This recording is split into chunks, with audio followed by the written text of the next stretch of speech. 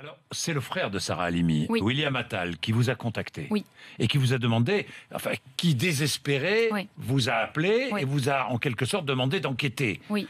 sur le meurtre de sa sœur. Oui, C'est bien absolument. cela. Oui. Il était bouleversé. Il vous a dit tout de suite, c'est clairement un assassinat, j'oublie le mot meurtre, antisémite. Oui. Il y a de nombreux signes. C'était une femme ultra-orthodoxe. Oui, il faut le oui, dire, c'est un journalisme visible. bon. C'est-à-dire, oui, c'était visible. Oui. Cette requalification en acte antisémite est venue bien tard, vendredi dernier seulement. Extrêmement tard, presque un Mais an. pourquoi un an? Presque un an. Alors, je vais un an. peut-être remettre cet assassinat dans son contexte politique. Oui. Je rappelle que Sarah Halimi a été assassinée dans la nuit du 3 au 4 avril 2017, comme vous l'avez très bien dit. Nous étions à la veille de l'élection présidentielle, donc un contexte politique extrêmement brûlant.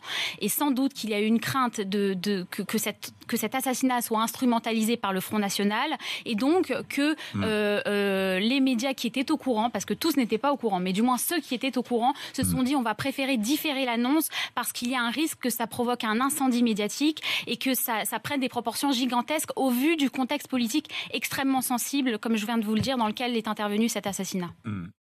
Est-ce que cette affaire reflète le mal-être des Juifs en France? Ah bah oui, évidemment, elle symptomatise différents maux de l'époque, à commencer par la difficulté des Juifs en France. Il y a une vraie difficulté aujourd'hui des Juifs à vivre dans certains quartiers, dans les quartiers populaires, des quartiers qui s'islamisent, c'est un fait. Aujourd'hui, l'antisémitisme ne vient plus de l'extrême droite traditionnelle. On a vu Ilupar Kacher, on a vu Mohamed Merah, on a vu Ilan Halimi. Aujourd'hui, la principale source d'antisémitisme vient de la radicalisation de l'islam. Et aujourd'hui, les Juifs déménagent. Il y a des synagogues qui se vident, c'est un fait. Ils ne partent pas en Israël pour la plupart des cas. Ils déménagent de quartier.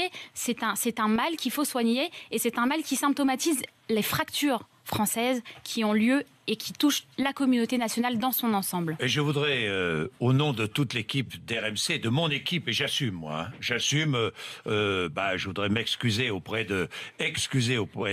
excuser auprès du frère de Sarah Halimi qui a appelé RMC, et RMC, on n'a pas suivi l'appel. J'en suis désolé, mais ça arrive. Vous Bien savez, sûr que ça arrive. Pourquoi? Bon, évidemment, tous les il a appels fallu que nous enquêter. recevons. Donc Évidemment. vraiment, franchement, j'assume totalement. Merci.